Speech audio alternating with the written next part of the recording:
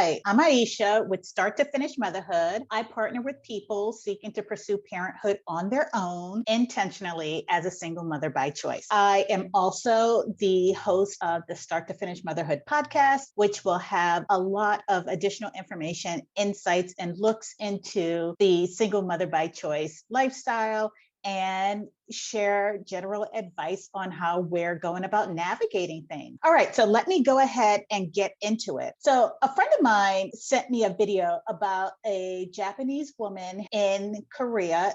She's an entertainer. Her name is Sayuri, and she was about 40 or 41 when she decided to pursue the single motherhood by choice lifestyle.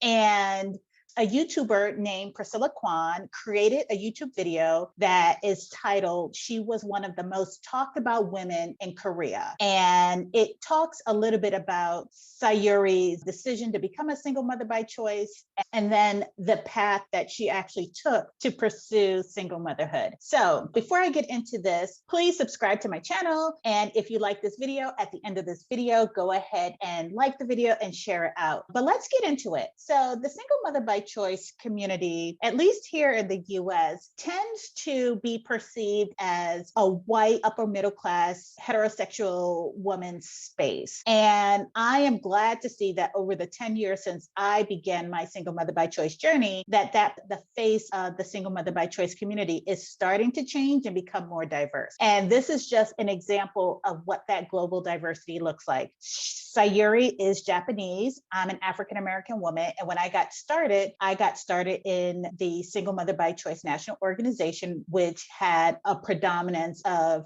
white women and white women views on display there. So my heart is warm to see that that is changing and that more women globally, more people are choosing to intentionally become single mothers. So Sayuri was not different in terms of what drove her to become a single mother by choice. This choice, this path, this decision is one that's based in love, and it's based on what we feel driven to do at a certain point in our life. And so Sayuri wanted to become a mom, was not in a relationship, and did not want to force a relationship or a marriage simply to become a mother. And so working in Korea, Sayuri went back to Japan, where it is legal for single women to pursue artificial reproductive services as a single person and perhaps get pregnant. It is illegal in Korea for single people, single women to get reproductive services. And so Sayuri went back to Japan to pursue her dream of motherhood. And when she returned to Korea, she kept her pregnancy a secret and ultimately gave birth to a lovely, sweet little boy named Zen. So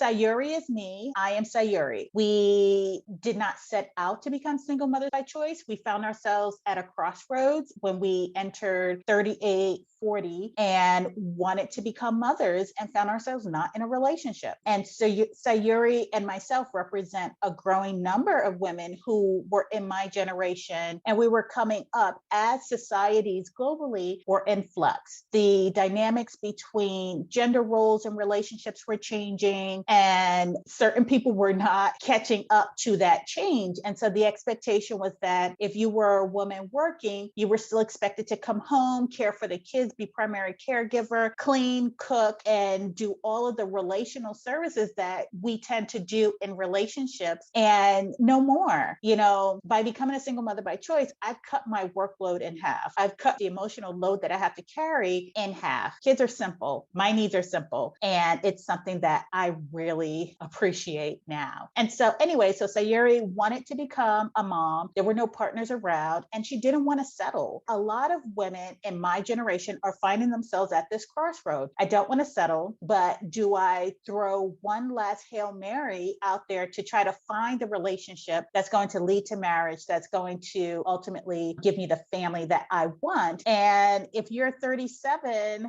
38, then the clock is ticking on whether or not that is a reality or if you're taking a real risk there with someone else's character. And then you have another group of women who have made the decision that, no, I'm just going to live child free. I'm going to do this life and I'm just going to enjoy it for what it is for me. I will date, but I won't have children. And that's fine and perfectly a valid choice. And then you have the women who are like me, who are just like, yeah, I'm not going to risk it all on a relationship. I want to have children. I want to start my family now or work toward that in a realistic kind of way where the responsibility and the onus is on me and only me to make that happen. And so Sayuri is like many of us. And so I do appreciate the friend who sent me the video because she realized that I do represent the single mother by choice community for her, a woman of color who has chosen to intentionally become a single mom. So I'm glad that the face of the single mother by choice community is changing. Now, I won't say that this path is for everyone because it doesn't come with,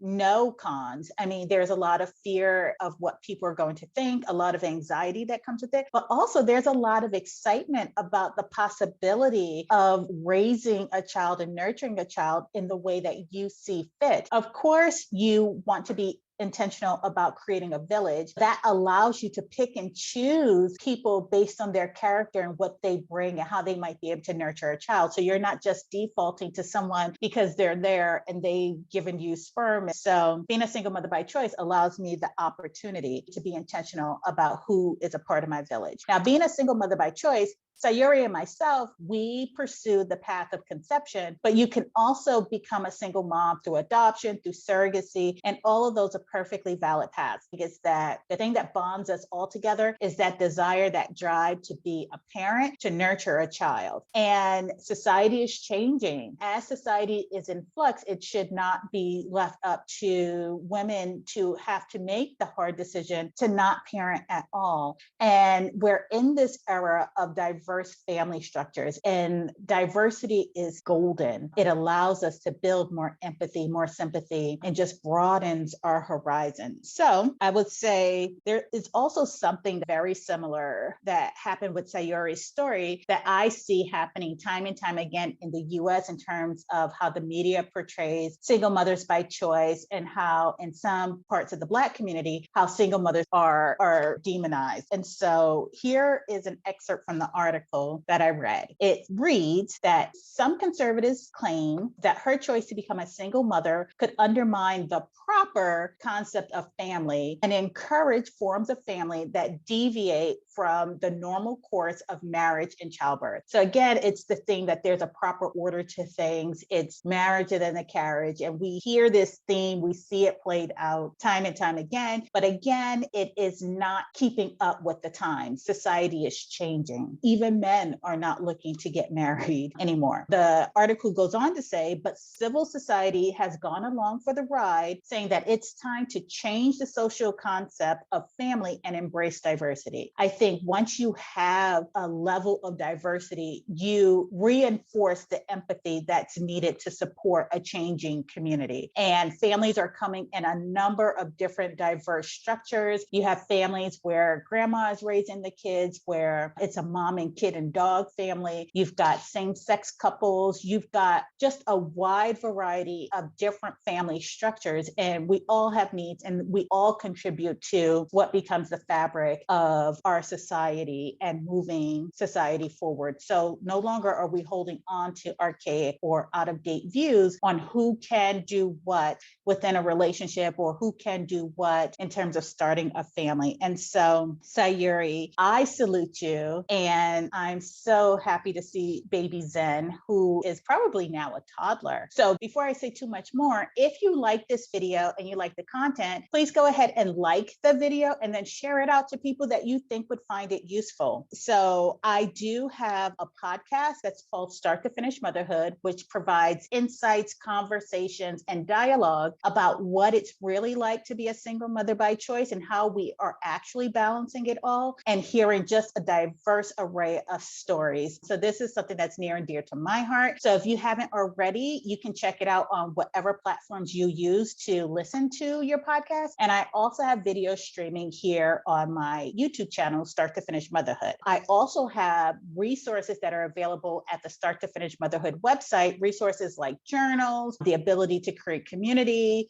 I have live Q&A sessions, community discussion groups. You do have to subscribe to get access to the premium content, but it is so worth it. Your life will be so enriched by building a community and a village of people around you who understand the single mother by choice journey and lifestyle. I myself have been on this single mother by choice journey since 2011. I have 2 kids using IVF and IUI. I am currently doing the thing. I have a number of friends who support me, and they range in color from all the way across the rainbow. And so I look forward to telling more stories about women of color who are pursuing the single mother by choice journey, having more social commentary on things related to the single mother by choice journey, related to Black women, Black people issues, diversity, equity, and inclusion issues. But for now, I salute you, and I'm so happy, Sayuri, that you made this wonderful, courageous decision. Until next time, bye now.